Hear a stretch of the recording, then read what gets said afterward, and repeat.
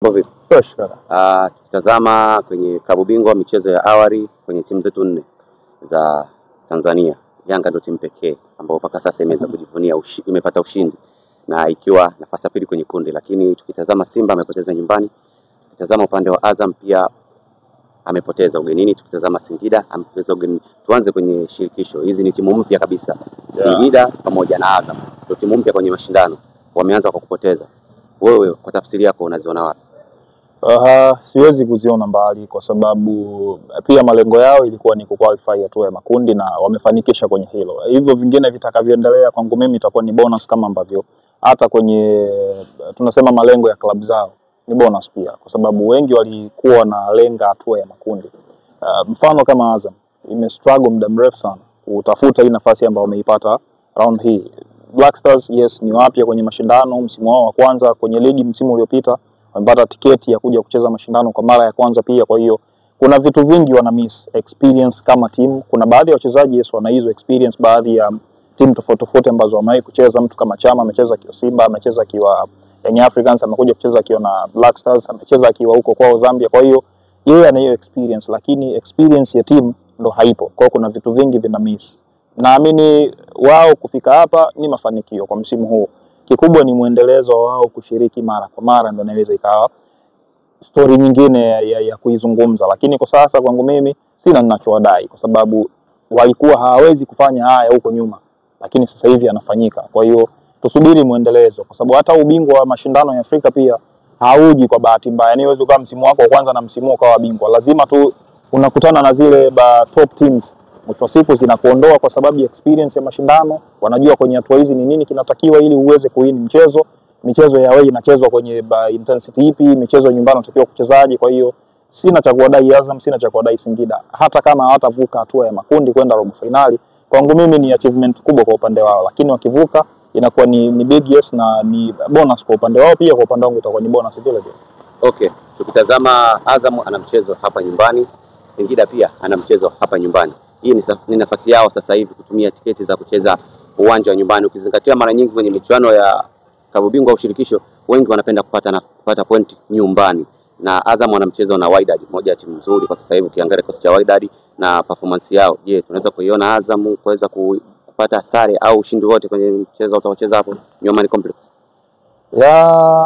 Ushindi unaweza kupatikana kwa sababu hii ni football. Kufungwa, kusare, kushinda ni matokeo ya football, lakini hivi vyote lazima viwe vina mpango mkakati nyuma kabla ya kuendea mchezo husika. Kwa maandalizi yao pia yata reflect ni nini ambacho wanaenda kukifanya kiwanjani. Kama umejiandaa vizuri, kuna hizo possibilities za kupata matokeo. Kikubwa ni discipline ya mchezo kwanza, aina ya timu unaocheza nayo.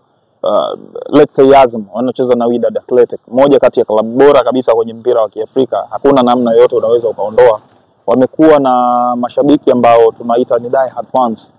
Ultras, ukiwa unazungumza ultras kwenye mpira wa dunia hii, huwezi kuondoa mashabiki walioko Raja, walioko Wydad, namna ambavyo wanaweza kusherehesha mechi yao nje na ndani ya uwanja. Kwa hiyo ni mechi nyingine ngumu kwao kucheza kiwanjani na nje ya kiwanja pia, kwa sababu mashabiki wao wamekuwa na utamaduni pia wa kusafiri kuifuata timu yao kokote ilipo. Kwa hiyo kama wanaweza kukabiliana na hiyo atmosphere kwenye michezo ya kimataifa, inaweza ikawapunguzia pia ile pressure ya mchezo. Lakini kama itakuwa ndio experience yao ya kwanza kukutana na hiyo situation, inaweza ikachangia pia wao kutokuwa na matokeo mazuri kwa sababu ya kile ambacho kinaendelea nje ya kiwanja.